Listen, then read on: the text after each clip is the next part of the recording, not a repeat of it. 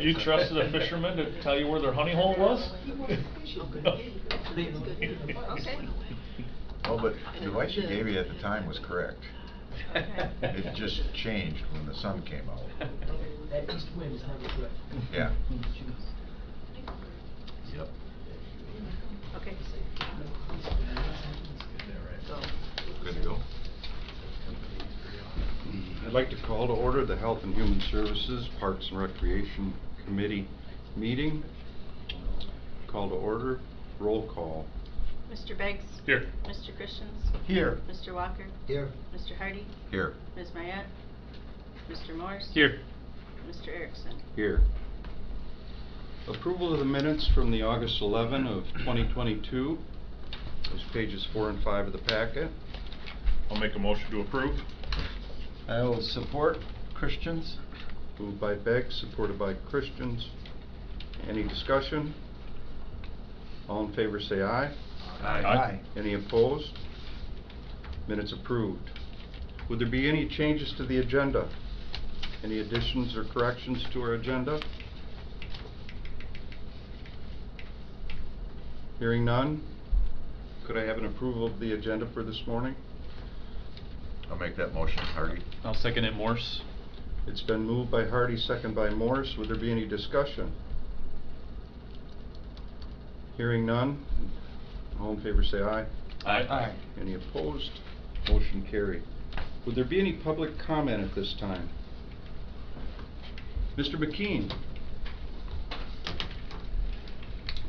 Morning, everyone. Morning. Morning, Gary. Gary McKean, Oceana County Planning Commission. So before you is consideration approval of the West Shore of Windsor-Dick being our contractual agreement for the purpose of a master plan with the recreation plan. So during the course of the last few years, we've been obligated to write a 5-year plan, as everyone knows. And one of the problems we've had with the Parks and Rec is that the cost of this is about 1/4 of the budget. So we've been able to work with the Planning Commission and basically do a joint 5-year plan. And that's what the proposal is largely in front of you. It's, I believe it's $12,000 is the contractual agreement. There are 3 payments that are stipulated in the agreement. And this will cover both the 5-year plan for the county and also the 5-year plan for the recreation plan.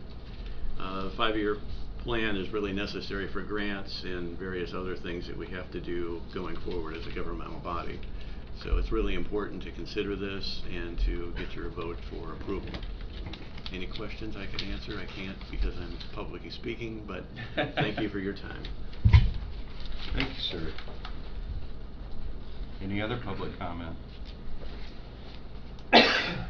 Hearing none, consideration of the approval for the West Michigan Shoreline. Ms. Biard. Well, I don't believe I need to add much more than what Gary just provided you, but wanted to let you know that the funds are already budgeted in the 2022 fiscal year budget. Mr. Erickson. Very good. Yes, sir. I looked at this from West Michigan Regional Development Commission, and it was a $12,000 fee to do both the recreation plan and the master plan. And I was surprised that that price was as low as it was. I didn't think that was unreasonable at all. Comments? Would you? I agree. I agree. You know, I can tell you that when the village of Rothbury did their recreation plan and did all of their ordinance, ordinance along with recreation and that to go with it in our master plan, it was $30,000. Mr. Morris. Yeah, so if I can add to that too, I think you know I'm on the Planning Commission, and so as we were going through this, and I'm on the Windsor-Dick board, so it's essentially $7,500 per plan. So we kind of got a little bit of a deal there, $12,000, like to your point. Their prices have gone up for writing plans in the last year, just because their demand is really high. The number of people needing plans, but written. But yeah, I think it's a overall good deal, basically compared to others nowadays. So if we would have gone to a private consultant to do this, it would have been double. was very reasonable.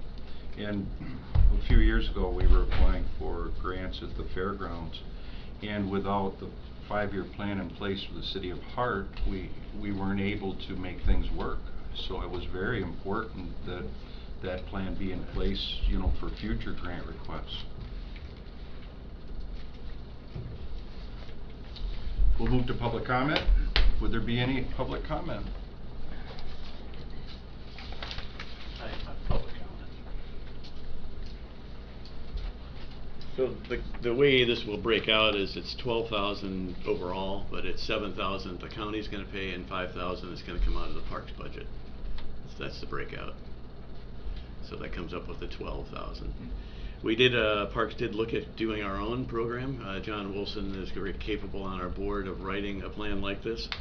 The problem we ran into is the wording and the contractual going to the public and getting public comment. We're very limited in the way we can get public comment. Windsor Dick has a broader scale than we can. But it's something we need to do in the future. With the new website, we'll potentially have opportunity to go out to the public and put the 15 or 20 questions that need to be answered for the 5-year plan out for the public to look at and consider. So, into that. It's very important. And thank you, Mr. McKean. Would there be any more public comment? Hearing none, I'd entertain a motion to adjourn. I'll make that motion. Christians? I'll second. It's been moved by Christian, second by Beggs. All in favor say aye. Aye. Any opposed? Motion carried. Meeting adjourned.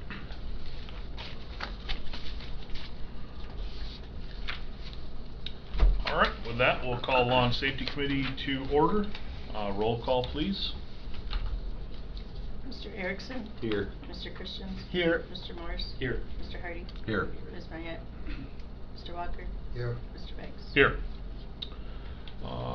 Entertain a motion to approve the minutes from August 11th. I'll make that motion to approve the minutes of August 11. I'll second. Hardy? All right, Mr. Christians makes a motion, Mr. Hardy seconds it, supports it. Any discussion? Mr. Walker. Mr. Beggs, do you think it would be appropriate that under the Law and Safety Committee meeting, Mr. Myers explained that he gave a discount on the EMS bill for the quarter? Was it right around $105,000 or something like that? I believe so. Do you think it would be appropriate to have that in our minutes? I believe so. To have that in our minutes? Yep. You know, so it's on public record that they did that. Yeah, I think that'd be a good item to add. Good catch. And I apologize, I was looking in the wrong one when I talked to you about that before. Okay. I thought it was in the regular meeting, but it wasn't. Mr. Christian. Yep, and in that same line of token, I certainly agree with the idea. Could we maybe reflect on what part of the budget that would go back into? Well, it's not funds that were returned, it was a credit, so we didn't pay the full amount for that one. Is that correct? Correct. Okay. Never came It off. was a discount. Thank you. It was a discount from that payment. But I'm sure the clerk can get the exact numbers and everything, but, thank you, Mr. Beggs. Any other discussion? All right. Let's see, we've got a motion and a second. And do we need to make a motion to amend? You can just approve them as corrected. Okay, all right. With that,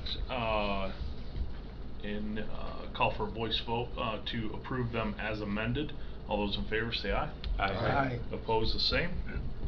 Very good. Any changes to the agenda?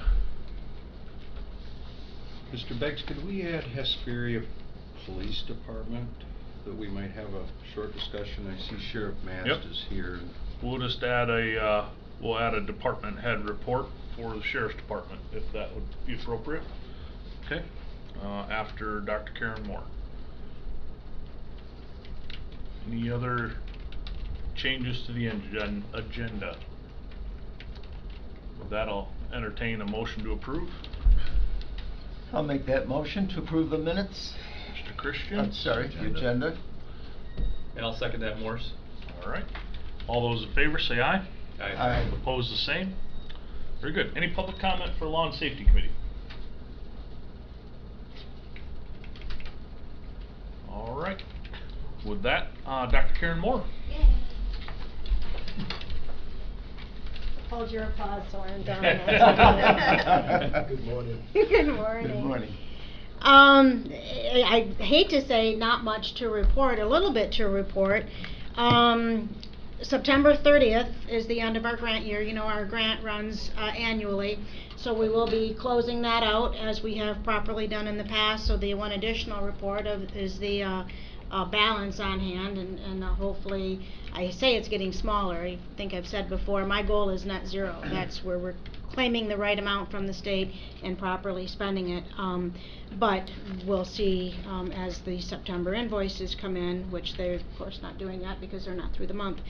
The issue we did have, and I don't want to even call it an issue, and I think I've explained this one time in the past, we properly submitted our FY23 grant to the state. The state decided in the 11th hour that they wanted a certain amount, not in this column, as we have always done in the past. They wanted it in this other column, new procedure, didn't disclose to anyone. We said, that's fine, we can do that.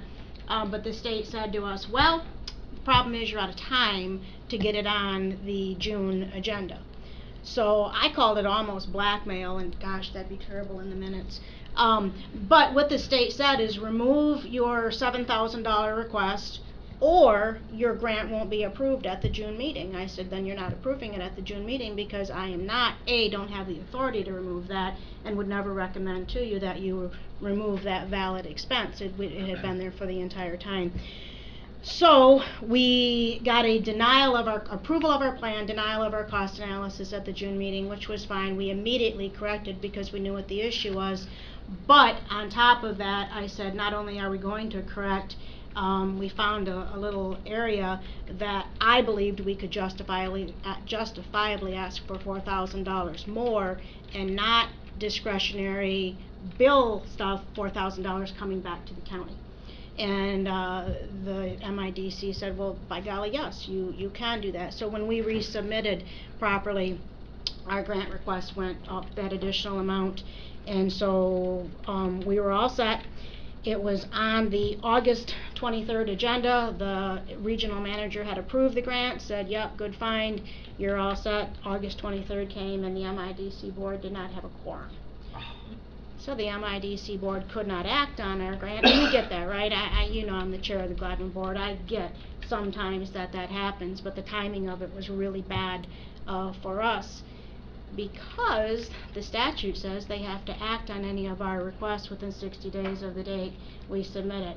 Their next meeting isn't until October 11th, which is slightly outside of what their deadline would be, and they know that, and they know I know that.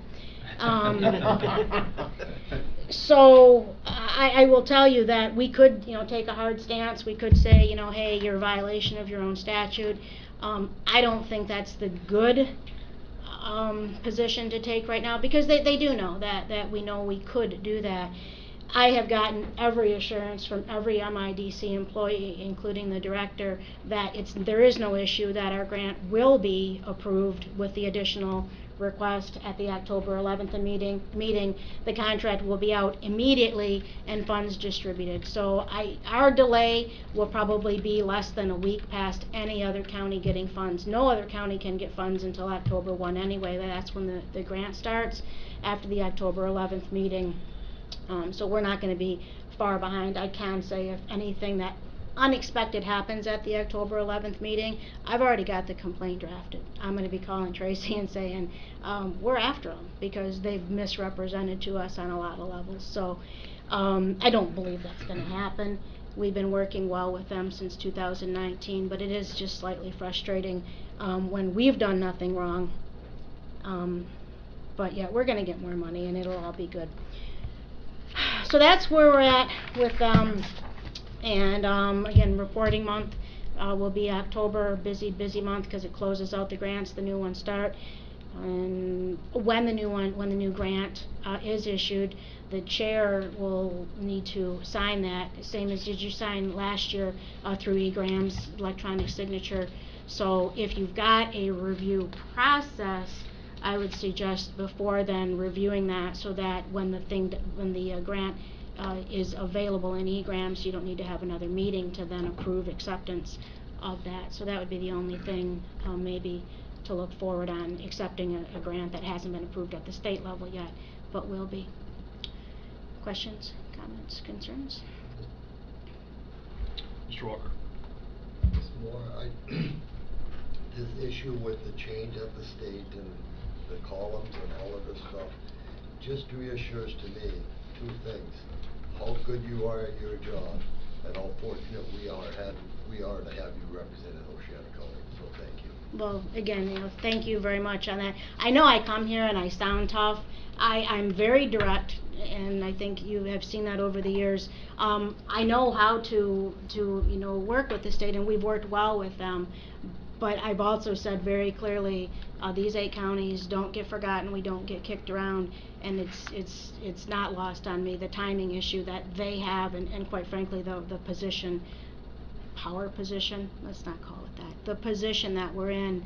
And so we've said, no, we're not gonna embarrass you and make an issue of this, a legal challenge that we could.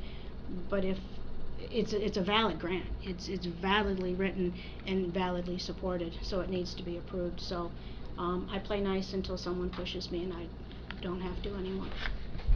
And I will be an advocate for you should that happen. That's appreciated. Thank you. Mr. What's Morris. the name of the grant?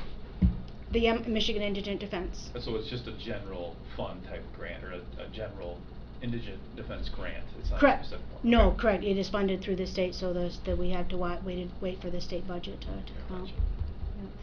Over $150 million this year coming towards it. And I'm sorry, I also should say, the state initially when we started it was standards 1 through 4. They implemented 5. They are now very, very strongly talking about 8. 8 is you're already doing that, paying those standard rates. And they're pushing 6 and 7. 6 and 7 is the qualifications for attorneys to handle certain cases, and we talked about that before, and then limiting the number of cases. Fortunately, we're on the front end of a study to say you bring that into small towns without an infrastructure to support it, meaning additional funds and attorneys at the state level. It's just not going to work. And they know that, and the report that is out there that we have the inside information on clearly says that. So it'll happen, but it'll happen in a very, very different way. So have you heard any more on the email that we received about an audit? Yeah, of my 8 counties, there's random audits. I'm a huge supporter of audits, because I do believe when you're talking about $150 million of state money, I do believe there are jurisdictions out there that aren't spending properly. I'm just saying it. I believe it to be true. I know we're not. And so we've got Oceana and 2 other of my counties are randomly being audited. Truthfully, Tracy, the issue is Rebecca Mack, the grant manager. Her husband died unexpectedly just as she sent out that letter. So they're in a little bit of a crisis mode. But yes, you will be audited.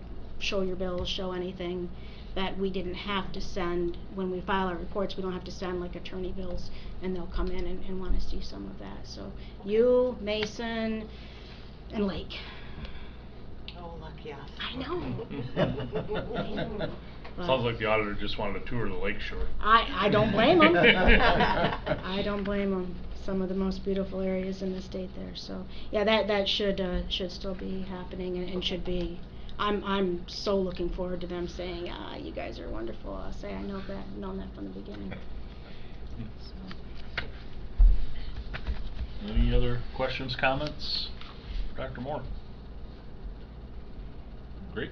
Thank you very much. Thank you. Gladwin County, very similar to you. We have a 5-person board, so when we get to that point, please call us. Let's collaborate on some things. We're not that far away.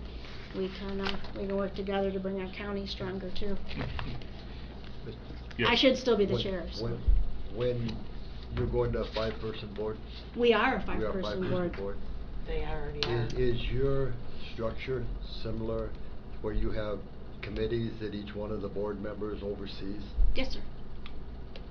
Why don't you send us what your committees are? I will. Your 5 committees, just so we can take a look at it. Y'all know I worked in Clare County for 10 years, so I know Tracy quite Sure. well. But I'll get that to her. You know, it's an adjustment we have to do the first of the year, so Right. sometimes it's easier not to reinvent the wheel. I provided them a recommendation for going to the 5 committees, so, we can take a look and see if that's See what yours looks comparable. like. Always happy to share. We're better together, so. You betcha. Thank you. Thank you. Thank you. Thank you. So this grant review, is that a good idea for us to try and review that before this October meeting? I don't think it's anything that we're gonna be actively involved with. It is Okay. really, this is no different than any other year. It is the Indigent Defense Fund. The state provides us money and we provide an appropriation as well. It's really no different than it has Okay. been in past years. Okay. And yeah, I'm sorry, I came back up. As far as your county budget, your local share is set by statute. Your local share increases by the CP something. It's weird, or 3%, whichever is greater, and it will never increase by more than that unless they change the statute. So when we talk about this 4,000, 10,000, the state, whatever above that local share are state grant funds, and that is consistent in the statute. So Okay. it's just, what I'd hate to see is get to October and not have authority to sign that, and we can't get our money until we sign. And I say we, no, IDC gets no, it comes to the county controlled here, so. Sure. But call me if you ever have any questions or concerns on anything. Okay. Very good. Thank you. Thank you. Any other questions, comments on that on indigent defense? Very good. Sheriff Mast, consideration for unclaimed property disposal, and while you're here, if you want to just fill us in on this period. This was the notice of the state that we catch on. All right. Okay. Good morning, everyone. Morning, Sheriff. So I've got a list of all the property that we have to be sent to auction. We would like to use McMillan Auction Services for the property which we have used previously. There, it's on the bottom line of the front page. And inside the packet you'll see there's a pretty lengthy list of a lot of property that we've accumulated. On the far left hand side you'll see a complaint number associated, and the first 2 numbers of that you'll see are the year. So some of these items are, we've been hanging on to. I see one here from 09, 12, 17, 18, 19, there's a couple from 07. We've had some stuff in our property for a considerable amount of time. A lot of it is, you'll see on the far right hand side what it's deemed. If it was forfeited, if it was surplus, abandoned, recovered, stolen, turned over, everything is listed here for you to see. When I walked in the room and I was speaking briefly with Mr. McKean about this, he asked about what I was speaking of, and I showed him the list, and he's seen a couple of tools, and he wondered if maybe they could, the tools may be able to be turned over to Parks and Recs. And I wouldn't be opposed if Mr. McKean wanted to come over and look at our property, and so some of it, instead of heading to auction, if it wanted to be diverted for county use to Parks and Recs, I wouldn't be opposed to that at all, if you guys wouldn't object. I don't see any issue with that as long as there's not any legal reason we can't. I don't know how that works, but So on the last couple Last pages page, of the yeah. document, there's several legal pages on how abandoned, seized property is absorbed in the sheriff's department and used for auction. There's the first page is the prosecutor's decision, opinion in reference to it, and then following that up is some Michigan law. Yeah, and I'm looking at the prosecutor's one right now. It says the purpose of this law, which was enacted in 2010, was to allow local units of government to retain some of the value from these items that do possess an inherent value and for which there is a market. So it sounds like you can retain those as well. along with the other. I know there's been other items in the past, generator or, you know, some other items that we've been able to absorb for department use, previously.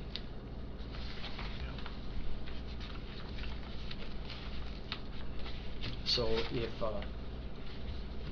if you don't have any objections, I would like to have Mr. McKean come out and take a look at the property and see if there's anything that he would like. And moving forward from that, I'd like to proceed with it all to auction if you don't mind. Mr. Beggs? Yes. Why don't we run that question past the prosecuting attorney real quick? And if he says it's okay, I have no problem with it whatsoever. Just run it, just get an opinion on it. Okay. Yeah, because as I read what he wrote here, it's specific to The firearms. yeah, firearms and to be used by the sheriff's department. So yeah, I guess I just want to make sure that other departmental use in the county is acceptable. So that seems like, Tracy, would you or would it be more proper for the sheriff to? Let the sheriff go, because he understands what all of the Yeah, things are. could you talk to Yep, Joe about no that? problem. I think it'd be pretty easy just to ask a question of him. No problem.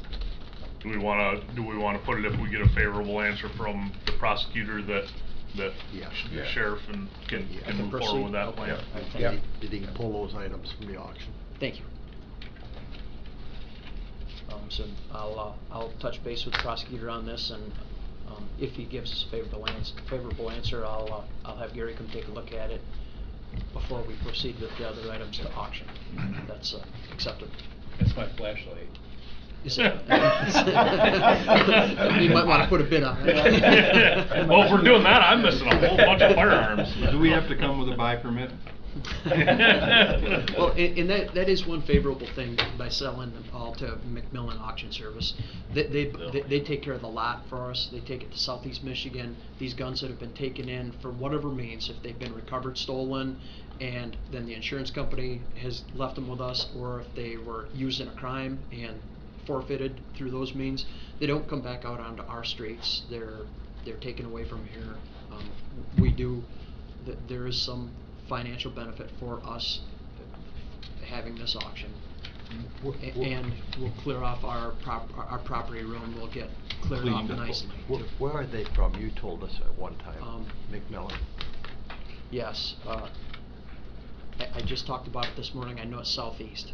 Okay. I don't know the city, but it's So, outside the area isn't bad. Any other comments, questions on the surplus property?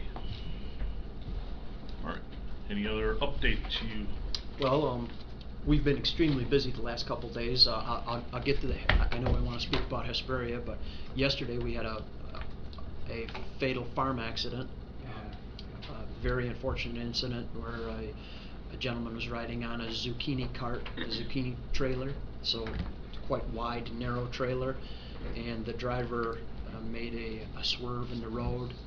A couple of guys fell off the back, one fell off the front, and he was fatally injured on Lever Road in Hart Township. There was an armed robbery of a residence early yesterday morning on Fox Road, just outside of Mears. There was a gunshot involved in the incident. Nobody was shot. There were some injuries. The residents there, who were in their 80s, were assaulted. The gentleman was hospitalized. As we speak, my deputies are out serving search warrants, proceeding with the case right now. So we have developed some investigative leads and have become quite fruitful this morning and last night. So Great. I think we'll have somebody. I hope we'll have somebody under arrest soon. That was swift too, and you called in a drone from Pentwater? The Pentwater drone did come in to assist. Weren't able to give us any viable information, but we did. That Pentwater drone has been made available to us on several different investigations, and we've used it several times. It's been very handy. We had a K-9 come as well. The K-9 took us right to where he stole their vehicle. he made a successful search, but it wasn't to an end. We did recover the stolen vehicle, some of you may know, so the case is moving rapidly. Good. Other than that, we've had several warrants show up from the scent team from Electric Forest. This week, 5 warrants showed up, so those have been filling right in the jail. The jail's filling up nicely. We've had a couple cases of COVID still in the jail, and one correction officer just recovered. His first day back at work is today. Just an unfortunate situation. So, Mr. Erickson, you want to talk about Hesperia? Please? Just curious, the times I've been over in Newfield and Hesperia, they talk about the police department that's not there, and I knew we were going to work with Newaygo County and provide some coverage. How is that? So we've been continuing to try to offer coverage as available. The agreement that we signed to earlier this year, that was a 3-month agreement, and that has came and went. When that agreement was, when you approved that agreement, we sent it to Hesperia. At that same week, I had 2 deputies resign. Unfortunately, it was one of them was expected, and one of them wasn't quite so expected. So that really shortened up my staff and really limited my ability to fulfill that agreement. So Mr. Farber, Mike Farber from the village, never did sign it or return it. Had he, I'd have been forced to try to honor that agreement, but he never did. Newaygo County had a very similar situation go on in their sheriff's office, where a couple of guys left, and it was a very similar situation. So we've been filling in when we can. I've heard no movement in Hesperia Police Department as far as finding a chief.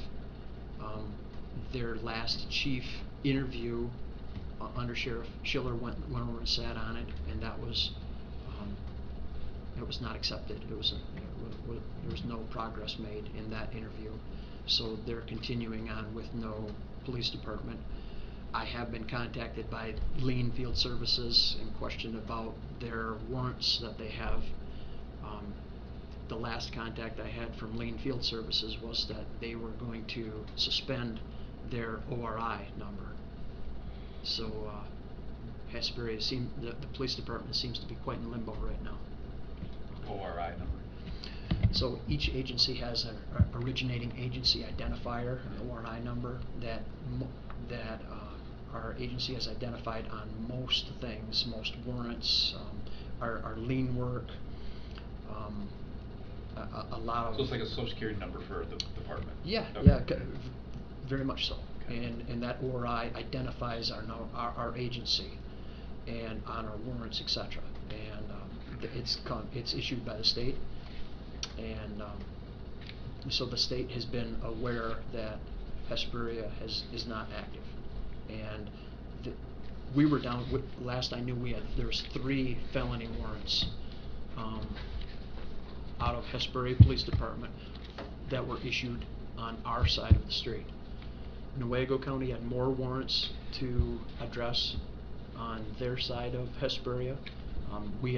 I'd been speaking with the prosecuting attorney about the warrants there. A lot that they had were some failed to appears from years ago.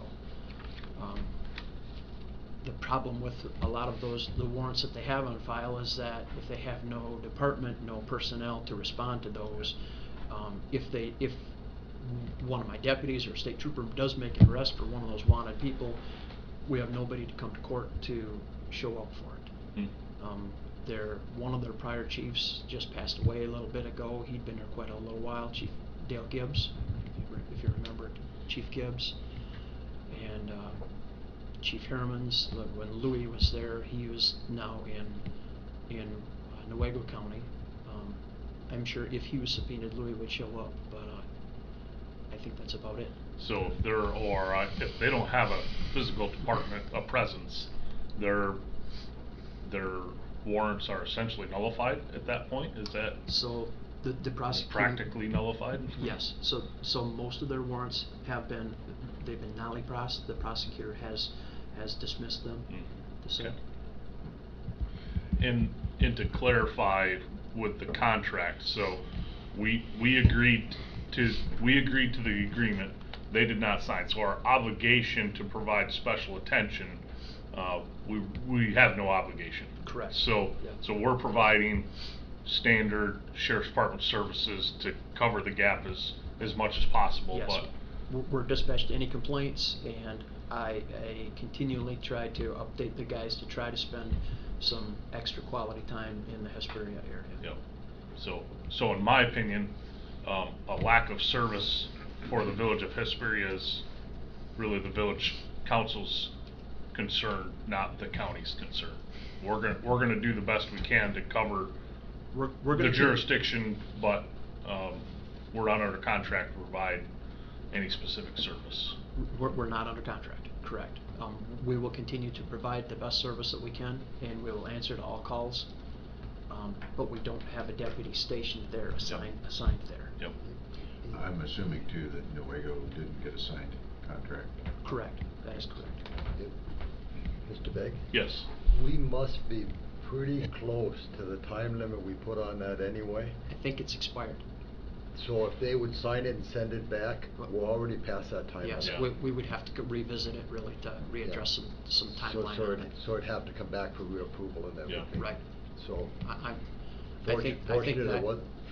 think that was June, July, August, or the first part of August. It wasn't even all the way through August. Fortunate it was a 3-month thing and not a year thing or something, so, you know, you're pretty well covered if they come back and sign it and send it back now. Yep. Until staffing gets to where it's, Correct. can be done. Right. Mr. Christians. Mr. Banks and Sheriff, do you get any kind of feedback from the Newaygo Sheriff Department? Are they also trying to do some partial coverage? Yes, they are. So I've talked to Sheriff Menham about that, and he's encouraging his deputies, his road patrol to do the same thing, to try to give additional resources, give additional time, especially with the school being on the Newaygo County side. I know the sheriff over there is aware of that, the school safety issues all the time. That's always a big deal for us. So, and Sheriff Menham's a good man over there, and he's trying to serve his people on their side of the road. Do you know if Hesperia found a school safety officer? I know that they were hiring. Yes, I don't think they have any officers over there right now.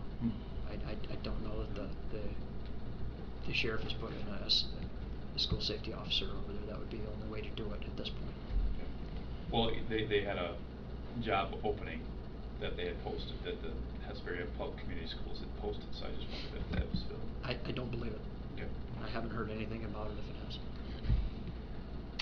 Mr. Christians. And follow up, I guess, if there was a warrant on a person and your deputy pulls him over on a traffic stop, the fact that that person maybe resides, his license indicates he's in Newaygo County versus Oceana, how does that all play out? Is he still, the warrant is still acknowledged? So if so the first thing we do, if I pull Ron Christians over and he's got a warrant, we contact the department that issued the warrant and make sure that it's a valid warrant. That's the first thing we do. Okay. So, and then find out if it's a valid warrant, find out if they want him, and that's become a big question ever since COVID hit. I hate to talk more about COVID, but COVID changed how warrants are even handled. There's a lot more warrants that now get advised and released. Okay. More or less tell them to take care of it. Where usually that person will probably have an idea that they've had some contact with law enforcement. They've probably got an inkling in their mind there's a warrant out for their arrest. Yeah. In most cases. So that would probably be a case if the warrant was issued through Newaygo County and or Hesperia, your deputy then would maybe radio and have them come into the... So dispatch will usually contact them, and then quite often if we pick up somebody on a Newaygo County warrant, a lot of times we'll meet in Hesperia and turn them over to Hesperia. If for some reason we can't meet, or if there's local charges, we'll lodge them here and then have Newaygo come over here and pick them up when they're available. Or the same thing, there's a lot of days when one of my deputies will run to Newaygo County, Muskegon County, Mason County, etc. to pick up warrants. So it happens all the time. What are the major disadvantages or drawbacks in their search for a police chief? Is it the money or is it the politics? The money comes rearing to the front. The politics come as they become a little bit more known with the situation and the history. As you know, Paul, you know the history. Gathered there. quite a bit of it. and it's- There's been a history there with the board versus the board, the police chief, etc. for Mr. Walker for years. That couldn't have been put any more delicate and professional than the way you put it. But it's been years. It's been going on. I've been in this area since the 70s, the early 70s. It's always been. I problem child. You know, Louis Harriman's is fine officer, sergeant when he was here, a lieutenant at the jail, fine gentleman. He went there, you know, if anybody could tolerate it, I really thought it would have been Louis, and Louis was very blunt with me on the whys, and I understood. Micromanagement came into it, and Louis wasn't going to operate under those constraints. Yeah, those stressors. Yep. Yeah, there's So a it's big, unfortunate. It's big been- concern over there, and to broaden the discussion too, you know, Sheriff and I talked yesterday about our radio frequencies and the amount of information that's getting out with Gage Marvin on the internet and all the policing action, and you know, if you're familiar with Gage and what he does, you get a play-by-play of what's going on over in Hesperia or Mears, but it's kind of like the Wild West over there some afternoons. When there is a community that has a very hard time hiring anybody, their DPW has been the same way over there. It's not only the police department, it's everything. Yeah. The only thing that corrects that is the people in the community themselves, when they get the right people to run for positions and they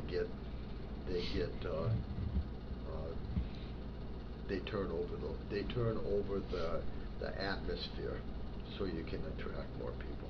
The people in the community, it can't be done from the outside. It has to be done from the inside. It's like the truck that was driven in the sewer pond, and there's just been so many things over there that Yes. Yep. it's unexplainable. It's tough. Well, I think our, you know, our Western Michigan culture is heading that direction. You just look countywide, and this year we've had more hard crime. Just anecdotally, I don't know what the reports say, but that scanner page kind of opened your eyes to this isn't Mayberry, and there's a lot of chaos that goes on out there, regardless of police presence or not. So There's a lot of drug use in our country. It's not just our village, our city, our county by any means, but that drug use does it spawns a lot of reactionary crime that come along with it. This armed robbery that I'm speaking of, I would bet anyone here in my paycheck for this week that it is spawned by a drug dependency, drug use, etc. What Mr. Erickson was talking about that scanner page, that does become dangerous on situations like when we're responding to an armed robbery and when there's gunplay involved, and that those items are given out to the public in a live feed time frame. If Mr. Marvin would choose to give a pause, if he would give an hour response time or 2 hour response time before reciting everything to the public, when we have people responding to a scene because they just heard on a live feed that something is going on, it can be a very dangerous situation. And then I know the 911 ward is considering remedies to try to avoid furthering this state. We had a plane crash, you all know, very, very tragic incident a little while ago, and some details were given out that were completely inappropriate. And whether you know it or whether you guys know it or not, that is how the new widow found out that her husband passed away, was via that live feed from Scannerland. And that is completely inappropriate way for her to find out that her husband died, and in the way that it was given out. There were some very graphic details given out, and those were relayed to everybody with a Facebook account that's interested in listening to that garbage. That was inappropriate. You know, and now that is inappropriate for the community, for that victim. There's other things like this armed robbery. It's inappropriate. He's given out issues that could be officer safety concerns in a live feed status. I know the 911 board, which obviously I'm on the 911 board with several of you guys. We're trying to make remedies to make it a safer situation to have that not continue.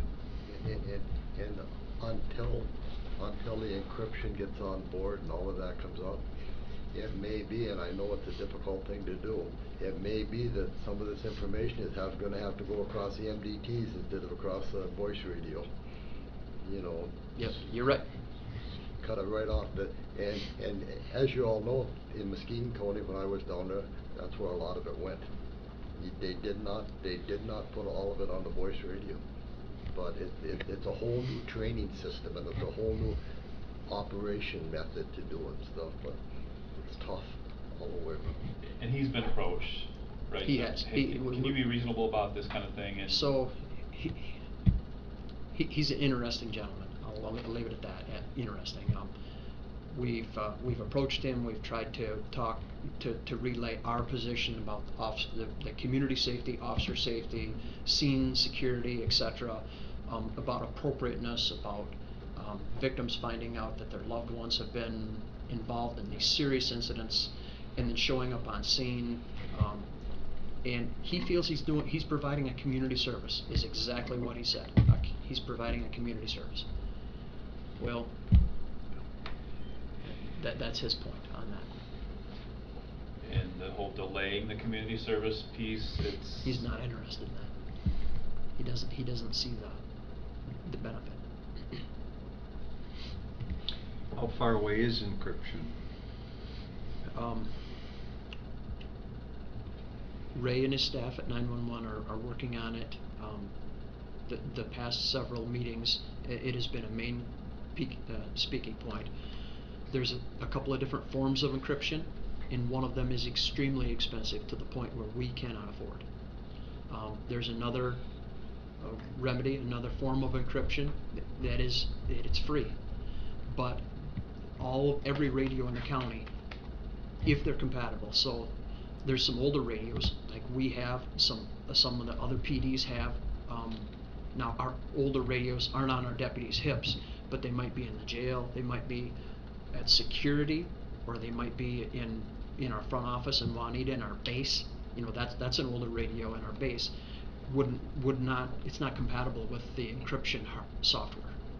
So there may very well be some costs associated, and we're trying to work through those costs if each department's going to have to swallow that pill, or if it's going to be something county-wide that's worked on as a collaborative through 911. All those things are working on. But so each radio would need to have a reprogramming, and Ray and Todd, Chris can all do that right on scene. If they had they need to get a little bit more equipment themselves, but they can all do it right here. So that wouldn't be a big expense. The real expense is if the radios are compatible. And does it get into another discussion at the 911 board also with the Michigan Department of State Police, because their radio systems and everything, right, you know, may or may not be totally different than the rest of us, than the rest of the department. So that conversation comes up, and so does the conversation about communications with our surrounding agencies, with Newaygo County and Mason, Muskegon County. Mason will be right on board with us. Mason won't be a problem for us. Muskegon may be an issue for us. DNR, State Park, all of it. Yes, right. It's all going to be something we're going to have to work through. Did Muskegon go encryption when they brought their 800 megahertz online? No, they're not. But I would imagine their radios are all new enough that they have the capability. Yes, they're all compatible. They're all compatible, because that's only been a year and a half or 2 right, years. Short time. Yep.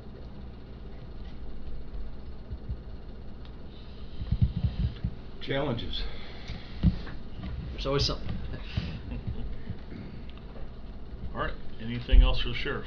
The elderly couple probably was a repeat offender.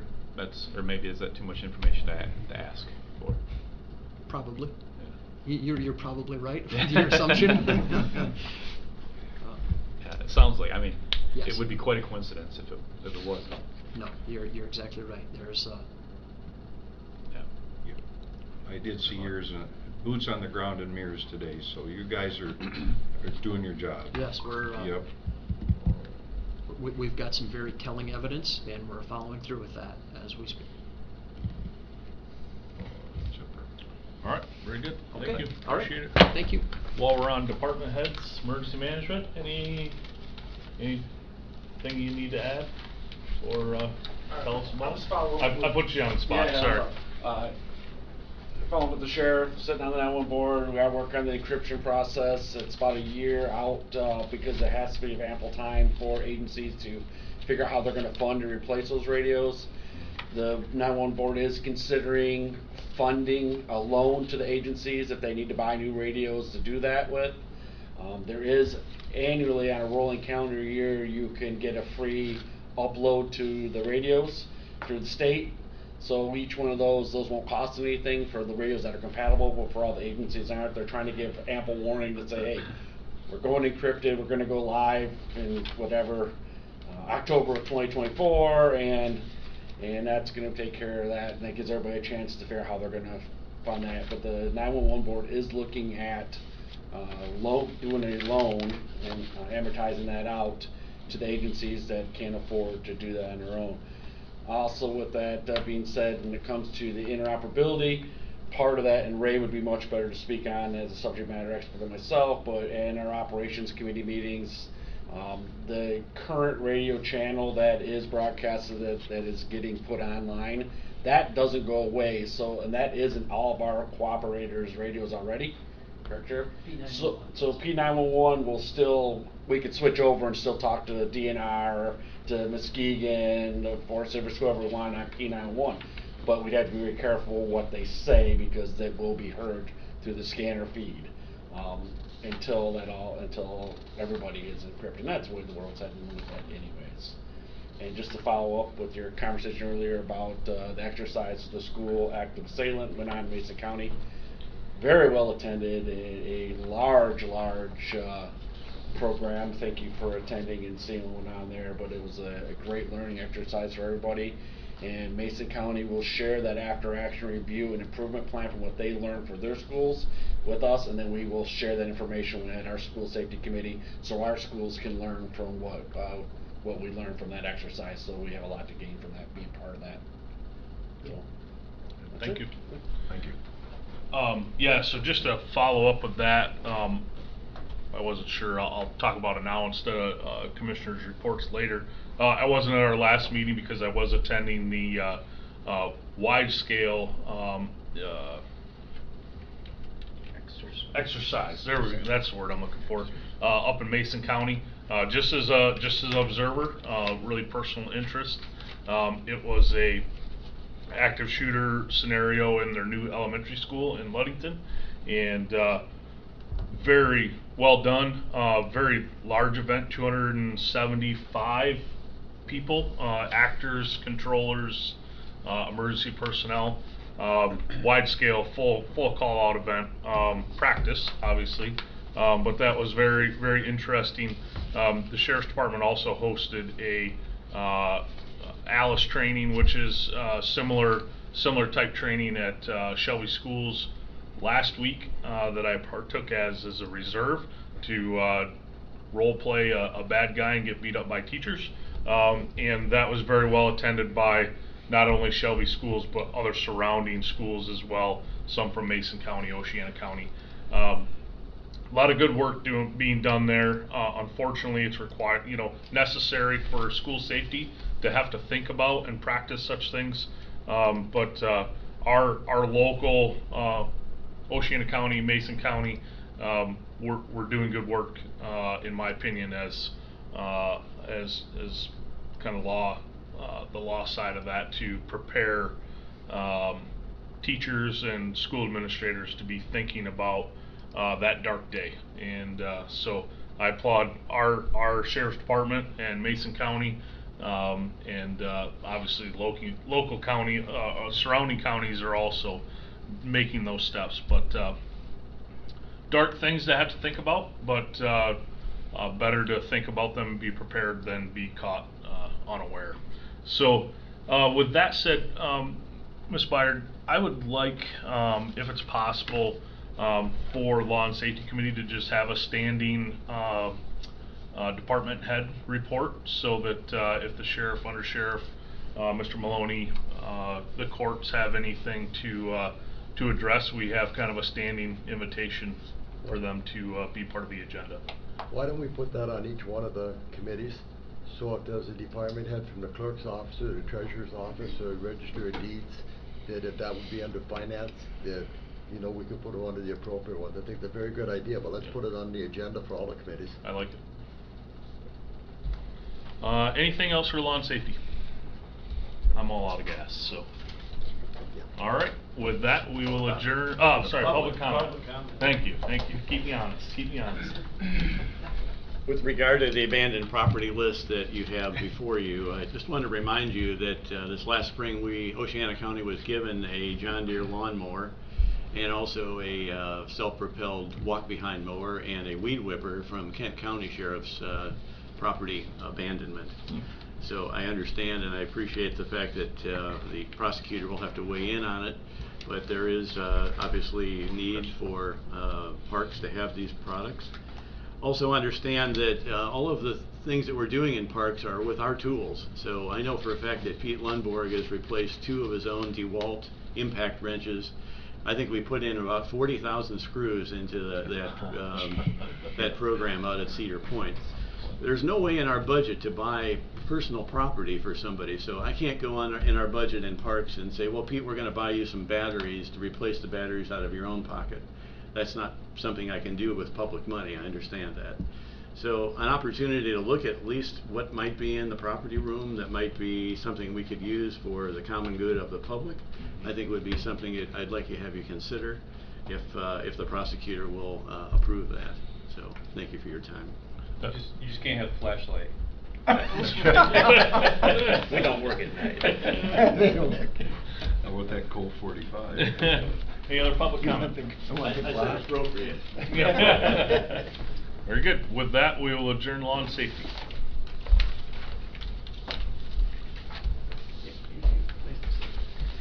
All right. I'd like to call to order the Finance and Equalization Committee. Give me a roll call, please. Mr. Morris? Here. Ms. Mayette? Mr. Beggs? Here. Mr. Erickson? Here. Mr. Christians? Here. Mr. Walker? Here. Mr. Hardy? Here. I'd ask for a motion for approval of the meeting minutes from August 25th. I'll make a motion to approve. Support Walker. Motion by Beggs, support by Walker. All in favor, aye. Aye. Opposed, same. Motion carried. Are there any changes to the agenda?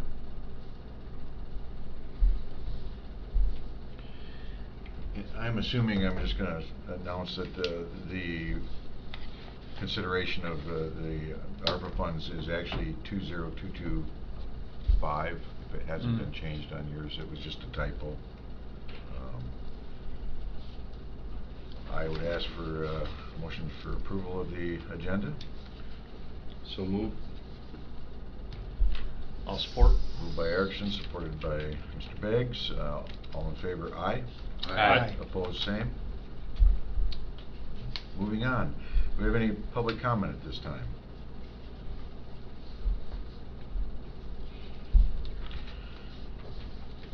Hearing none, we'll move on. Mr. Byard, consideration of a proposed motion for the appropriation of ARPA funds as recommended by the ARPA Committee for the purpose of a housing assessment, number 2022-5. We had a request from the from Dogwood to do a housing assessment in the amount of $33,800 from the ARPA funds, and The ARPA committee had met, there were some questions with regards to that, and when we had the ARPA funds listed on the last meeting, we were still awaiting some information on the housing assessment, and spoke with our auditors, and they said this is a viable expense. So we reached out to the ARPA committee, and they all agreed that they would like this to be approved. And if I can inject, oh, I'm sorry, go ahead, Mr. Walker.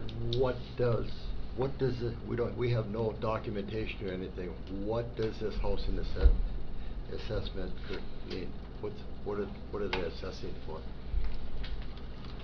Let's see if I can pull that up real quick here. I had information on that. It's a generalized housing study for Oceana County, and I guess one of the things that when we looked at it too, after completion of this study, this apparently opens up some doors for grant funds, and that is one of the things that, but it's a complete study for housing in Oceana County. Let me see if I can find it. I can provide you some information on that. Oh, do you have it? Okay. Yep. A housing study can help with local community buy-in, financing that there will be in the income to repay. Housing needs assessment can help take away the informal bias that smaller communities can sustain development. Help to draw in developers. Developers may have the assumption that the community may not be in need of housing. If they build, will it be successful? And the study would be a public document and can be added to the county website or a municipal website for use. And who is doing the study? Dogwood. They are doing it themselves? Yes. Why is it costing Dogwood 3 times as much money to do a housing study than it's costing to do our master plan and our recreation plan? I can't tell you that. I don't know. And the other concern that I have about it is these grants and everything that come in, if a community does not have either a water or a sewer system, they are not eligible for any of the grants coming from the feds or the state, and every single one of them go to Hart or Pentwater area as long as I've been on the board.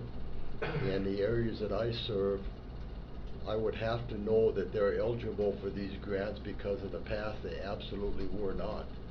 And I can't see spending $33,000 when the whole county isn't served by it. I have a problem with that. Because there's some questions that need to be answered for me here. I'm only one member of the board, but there's some questions that need to be answered for me going forward. You know, we look at the Dogwood and the Oceana Home Partnership and the predecessors have done an excellent job in the city of Hart and in the Pentwater area. But I'm sure that if Ms. Mayette was here, she would be echoing my concern that the out county areas have never gotten anything. Yeah, and I can't answer your question regarding that either, because I don't know what grants that makes available for. If there's a housing need in Roxbury, does that allow them to, you know, ask for grants for water sewer systems or whatever? I know that I had a couple of phone calls from people that were urging that this thing went through because of the availability of the grants that it would allow after the fact. And I think part of it too was when in our county master plan that was one of the main issues, I believe, Phil, that was the housing concern. The strategic thing, the strategic plan, yeah. So. So Dogwood is going to do the study themselves, or they're contracting it out? I don't. My understanding was they're contracting it out. That's what I would think. But it's been a while since I looked at the request and the applications, the paperwork, and I thought I had it on my computer, but I can't find it right this minute. I'll look for that too, see if I can find it. But I believe that they were actually contracting it out. And then, if I may, Oh, to your right. point about the cost, so the EDA workforce diversification study, you're spot on. It's $85,000 for that, and then $12,000 for a master plan for two groups, it does seem like, why is it so much more for like the EDA study? Maybe there's just, it's that much more in depth. That doesn't seem that much more in depth. I wonder if they got competitive bids, or if they talked to Windsor Dick or anybody else about doing this study. Right. Yeah, I don't think that's the total amount for it either. No, I don't I believe think so they were either. I'm covering looking some at of them right now. the funds that, and again, I'm just gonna throw this off the cuff, but I think it was in the $50,000 range. Last thing I'm gonna say is, normally when we have somebody come and ask us for this amount of money, we have the details on. Well, we did, the and I apologize, that came to the committee in their request for funding, and we've been looking at this thing for probably 2 or 3 months as we went through it, and I know that our next committee meeting isn't until the day after our next board meeting. So when we got an answer back from the auditors on it, we wanted to pass it previously, but we were unsure of how the response back from the auditor was worded, because Oceana County really had, at one point, had a housing committee. We don't anymore. That's, We abolished that. Dogwood. And when the auditors wrote the report to us, or our question to them was this: can we fund this with the funds? They said, yes, since you have a Oceana County committee, that's fine. Well, we wanted clarification since we didn't have that. And their response back was that if the information is made available to the county from that report, that yes, that would be fine as an expense. But if I could find, I know they had a quite lengthy request when they sent that in, but it's been several months ago. Let me see if I hate to tie it up a lot. So the total amount of that project is 36.3. 36.3, okay. Yeah.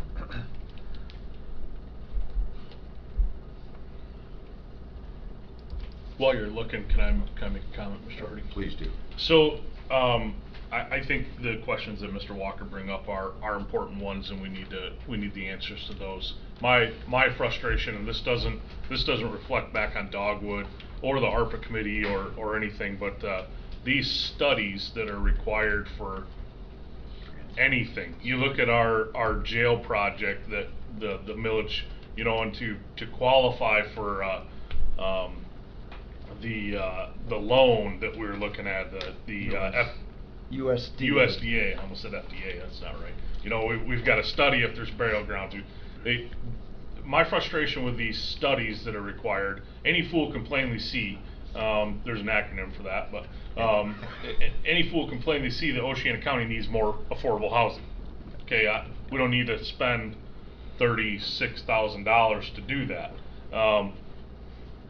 but it's tied to the grant. So I feel like my frustration is at the state and federal level, these studies are tied to. I can't help but think if it's not an opportunity to fill my brother-in-law's pocket, who happens to offer these studies. So, you know, not my brother-in-law, but just the proverbial brother-in-law, you know, that offers these services. So, overall, I'm frustrated with the amount of money spent on studies, when most of them are any fool can plainly see. With that, you know, I think it's important we answer the questions that Mr. Walker's raised. We certainly have housing issues in Oceana County, and I would support this motion reluctantly to get the ball moving if we can satisfy the questions that have been asked, but with the reservation that these studies irritate me, just on a personal level. And this study is costing more than what the consultants charged for the jail proposal. Right. So this is it is not done by Dogwood. It's Bowen National Research through Dogwood. And I was just reading something. Cost estimates and timing of the housing needs assessment will vary based on the scope of work commissioned and the size of the community. Typically, most housing needs assessments are priced between $10,000 and $75,000 and can take between 2 months to 1 year. The addition of special analysis or data collection can add significantly to the cost and timing of the report. It is recommended that the scope of work focus on answering core housing issues facing the community. Does it say where they're out of? They, Pinkerton, Ohio? Pinkerton, maybe.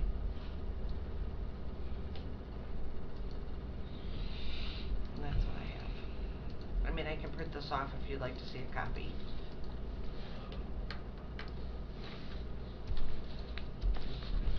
If we don't support it today as a commission, and there's as much as, today's the 8th, so it could be a 2-week delay till we get more information.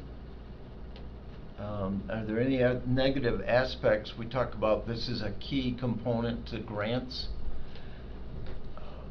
I don't know if you, Mr. Hardy, can answer that or not, and maybe none of us here can. No, I can't answer that. I know that a couple of phone calls that I received were really pushing to get this passed, that they could get the study so that they, you know, at some point in time could apply for grants. Keeps the ball rolling, so to Yeah. speak. And they don't have a plan for, if they don't get the money from ARPA, if they don't know that they'll have the funds to be able to get it done. Okay. How many pages is the proposal?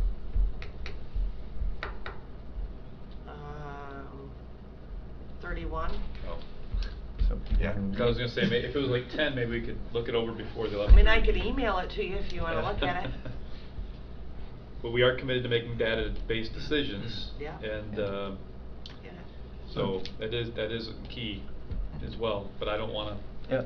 wait too long either. Dogwood does have an office here in Hart, Michigan, and Mrs. Heinstra would probably, as the executive director, would probably be happy to come and visit our commission or board and give us some justifiable reasons of why they went in that direction. And we could postpone the resolution for now and invite them to the next commission meeting, or if, I don't know if we just postpone it, or is that a table? We just take We no action. Take no action. No action. Yeah. Take no action. Okay.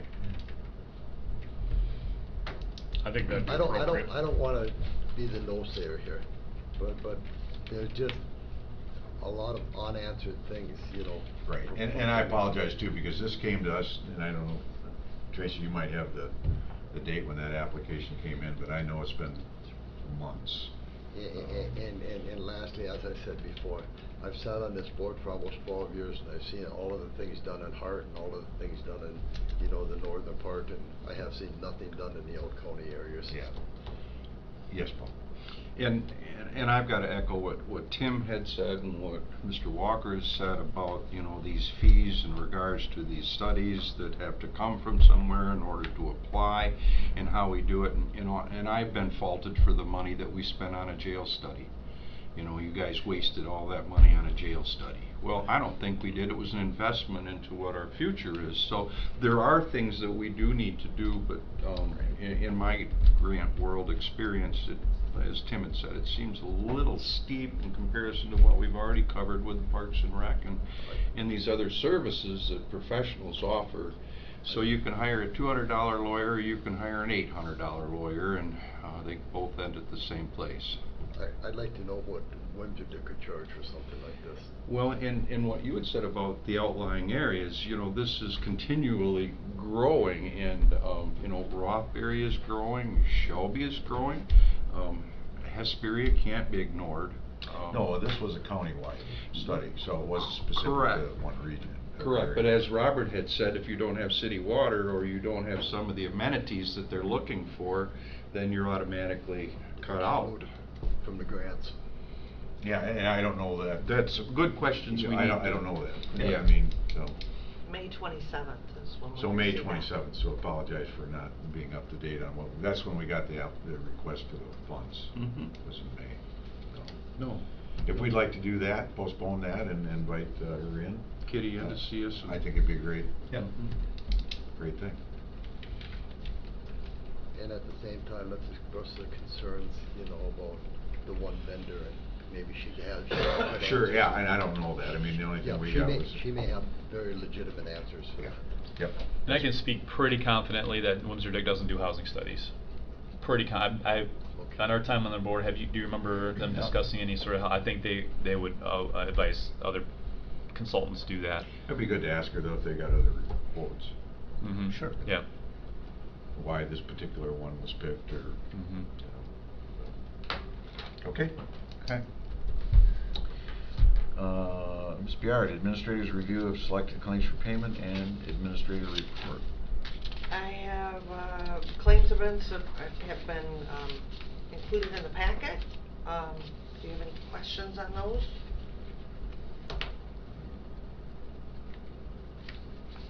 Okay. If not, administrator's report. I provided a report in your packet, but wanted to add a couple of things. I've been working with Ron Maynard on the materials management grant. We had a meeting yesterday, and we'll be moving forward with that. And then we're also working on some paperwork with ASAP, which is a software where we're able to draw down funds for some of the grants that we have, and we're completing some paperwork on the EDA grant. It is about the time that you'll be getting the L4029 form from equalization with regards to your millages, your millage rates, and those will be coming to you at the next board meeting. And you'll be having your annual meeting. It's required by law that we have that, so that's at our next meeting. I wanted to touch a little bit on the fair booth that we had and the QR codes that we had posted there for surveys for through Windsor Dick. I don't know how much response we got from that. I do know that we only had a couple people sign up for newsletters and that type of thing if we end up going in that direction. And so we have that information, but we will be posting those QR codes on the front page of our county website so we can draw more attention to those as well. And then the only other thing I have is just to let you know I'll be on vacation next week, but you have my cell number, you have my email. I'll be checking emails while I'm out. If you need anything, get a hold of me. Can be checking emails while you're on vacation, huh? I do. I check them just to make sure there's Not nothing. my kind of vacation. I know, but it's on my phone, so it's easy to check, and if there's anything that needs my attention right away, I can do that quickly, and so just know that I can't get back here right away because I'm in Tennessee. Oh, how are you going to take down a porch in Tennessee? I don't get it. The porch is already down. It's down. Okay. It's down. I did have an official question regarding, we saw a piece of letterhead from Ray Hassel from the 911 board in regards to their recommendation for a millage to be put into next year's budget. Yep. So that is discussed and valued at our, not at this coming. That is as it relates to the L4029 form, which you will have at your next meeting. Okay. Yep. So it does tie together. Yep. It sure does. Super. Thank you. Bless you. Any other questions, comments? Moving on. Any public comment at this time? Gary. I have a public comment on this. Gary McKean, 247 South 56th Avenue, Mears, Michigan. Having been on the Oceana Community Foundation board for 9 years, the Community Foundation funded 3 economic development reviews of, I believe, Shelby, Hesperia, and Pentwater. Included in those are housing issues that have come up before you. Also, I believe, if I'm not mistaken, but the EDOC board, before it was disbanded by the county, did a county-wide program with Michigan State University.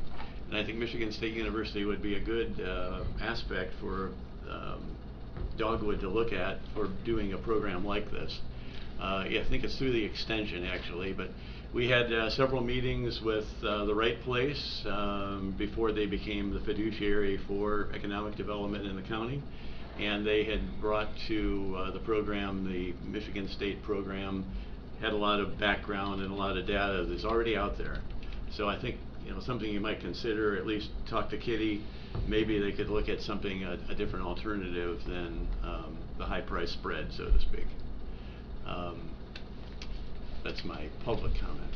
Appreciate that. Thank you, Gary. Thank you. Any other public comment? Hearing none, I will adjourn the Finance and Equalization Committee, and we'll take a short break. And they're off.